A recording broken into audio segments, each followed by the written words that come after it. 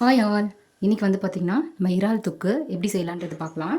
இது ரொம்ப ரொம்ப ரொம்ப சிம்பிள் ரெசிபி தான். இதுக்கு 1/2 கிலோ அளவு இறால் வாங்கி க்ளீன் பண்ணி மஞ்சத்தூள் போட்டு கழுவி வச்சுருக்கேன். வெங்காயம் ஒரு 2, தக்காளி ஒரு 3. தொக்கு தேவைன்றவங்க இந்த மாதிரி தக்காளி போட்டுக்கோங்க. தொக்கு வேண்டான்னா ஒரு கம்மியாக ஒரு 1 தக்காளி இல்லை 2 தக்காளி போட்டுக்கோங்க.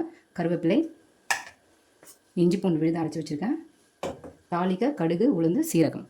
எப்படி செய்யலான்றது பார்க்கலாமா? எண்ணெய் ஊற்றிக்கலாம்.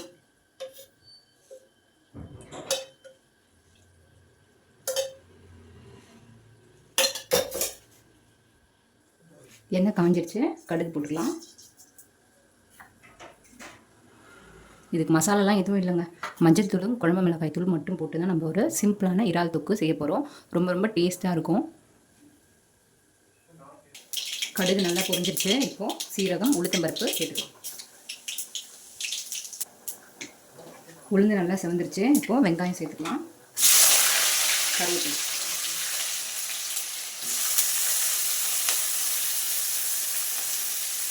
வெங்காயம் நல்லா வதங்கிடுச்சு. இப்போ இஞ்சி பூண்டு விழுது இதில் ஒரு 2 ஸ்பூன் சேர்த்துக்கலாம்.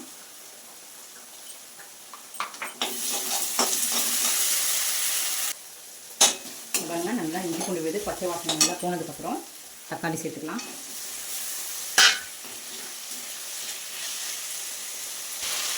கொஞ்சமாக உப்பு சேர்த்துக்கலாம். எப்போவுமே இறால் நண்டுக்கலாம் கொஞ்சமாக சேர்த்துக்கோங்க, ஏன்னா அதில் உப்பு அதிகமாக தாங்காது. வெங்காயம் தக்காளி நல்லா வதங்கிடுச்சு. இப்போ நம்ம இதில் மிளகாய் தூளும் மஞ்சள் தூளும் சேர்த்துக்கலாம். வெங்காயம் தக்காளி நல்லா வதங்கிடுச்சு பாருங்கள், நல்லா சுருள வதங்கிடுச்சு. இதில் இப்போ நம்ம க்ளீன் பண்ணி வச்சுருக்க இறாலை சேர்த்துக்கலாம்.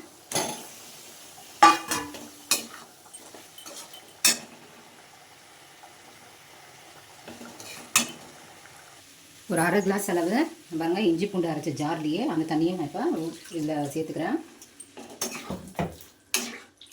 இதுவே நம்மளுக்கு போதும். உப்பு காரம் பார்த்துக்கலாம்.